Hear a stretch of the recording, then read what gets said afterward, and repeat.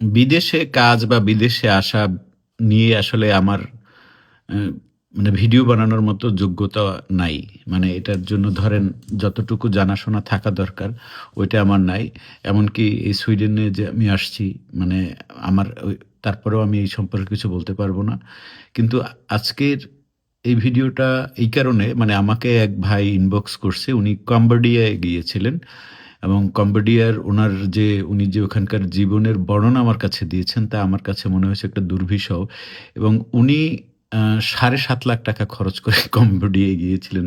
মানে হাসিও পায়, কষ্টও লাগে।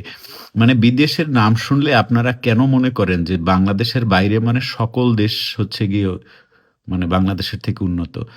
মানে এটা আপনারা এই ধারণা থেকে বেরিয়ে আসেন। কম্বোডিয়ায় যারা যাওয়ার কথা চিন্তা করছেন তারা দয়া করে মাথা থেকে এই চিন্তা ঝেড়ে ফেলেন।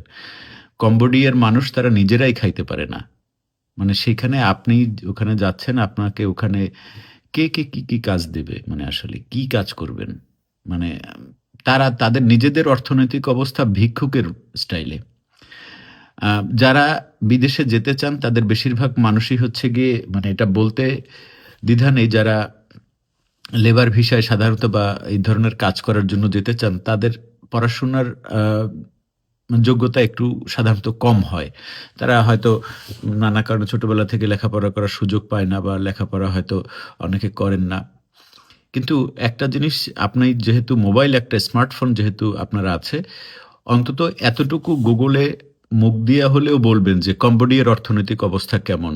বা ধরেন আপনি ভিয়েতনাম যাচ্ছেন বা লাওস যাচ্ছেন, মানে এখানকার মানে অবস্থা কি? অর্থনৈতিক অবস্থা কি? এশিয়ার এই সমস্ত দেশগুলো খুবই হতদরিদ্র বলা চলে আসলে এক ধরনের। ভিয়েতনাম না, কিন্তু বিশেষ করে কম্বোডিয়া, লাওস এই ২ টা দেশের অবস্থা খুবই খারাপ। আপনারা এই এই ২ টো দেশে গিয়ে আসলে কোনোভাবে অর্থনৈতিকভাবে স্বাবলম্বী হবেন, এটা কোনোভাবেই না এবং যে সমস্ত দালালরা আপনাদের কাছ থেকে লক্ষ টাকা নেয়, এটা আসলে ওই দালালদেরই লাভ হয়। যে ভাই ৳৭,০০,০০০ আ মানে খরচ করে গেছিলেন, আপনি তো ভাই আর টাকাটা ফেরত পাবেন না এবং আরো অনেক মানুষ আছেন যারা এভাবে যান। টাকাটা তো আর ফেরত পাবেন না। কিন্তু আপনি চিন্তা করেন ওই ৳৭,০০,০০০ দিয়ে আপনি যদি মানে আলু, পটল, মরিচ এসবের ব্যবসাও করতেন, তাইলেও আপনি অনেক ভালো করতে পারতেন এবং ওই টাকাটা আপনি শোধ করবেন কিভাবে? এই যে মানে ৳৭,০০,০০০ নিয়ে গেছেন, এই ৳৭,০০,০০০ হয়তো আপনার নিজের কাছে একসাথে ছিল না। আত্মীয়স্বজনের কাছে ধার করে নিয়ে আসছেন। আর বিদেশে যাওয়ার কথা শুনলে আত্মীয়স্বজন হচ্ছে গিয়ে দৌড়ে এসে টাকা দেয় ধার।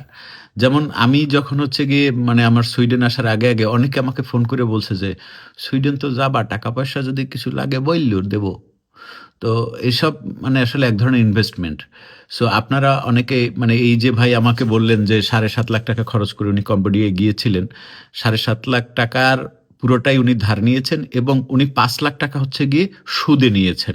যেখানে উনাকে মাসে হচ্ছে গিয়ে একটা হিউজ পরিমাণ টাকা উনাকে ওই সুদের দিতে হয়।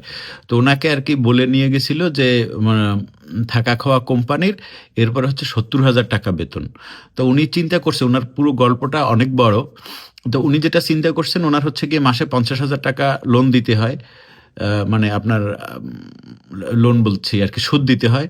তো উনি থাকা খাওয়া কোম্পানির এবং ৳৭০,০০০ বেতন তার মানে উনি ৳২০,০০০ তারপরে উনার কাছে লাভ থাকবে। সেই ৳২০,০০০ দিয়ে উনি সুদের টাকা দেবে এবং থাকা খাওয়া উনি একেবারে ন্যূনতম থাকা খাওয়ার মধ্যে আরকি জীবনযাপন করার চেষ্টা করবে আরকি এইটা উনার আশায় ছিল। কিন্তু উনার অবস্থাটা এত বাজে হইছে যে উনি ১ মাস ১৪ দিনের মাথায় উনি নিজে হচ্ছে গিয়ে জোর করে কারণ উনি খাবারটা পর্যন্ত খেতে পারছিল না।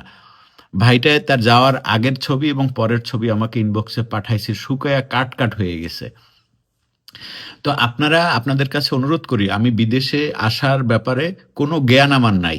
একদম honestly আসলেই কোনো জ্ঞান আমাকে যদি আপনারা জিজ্ঞেস করেন, "ভাই সুইডেনে কিভাবে যাবো?" আমি বলতে পারব না।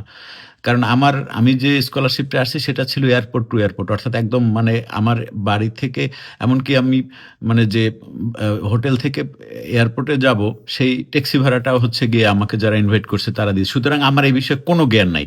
কিন্তু একটা কথা আমি আপনাদেরকে বলি, যারা কম্বোডিয়া যাওয়ার চিন্তাভাবনা করছেন, তারা দয়া করে এই চিন্তা মাথা থেকে এখনই ঝেড়ে ফেলেন।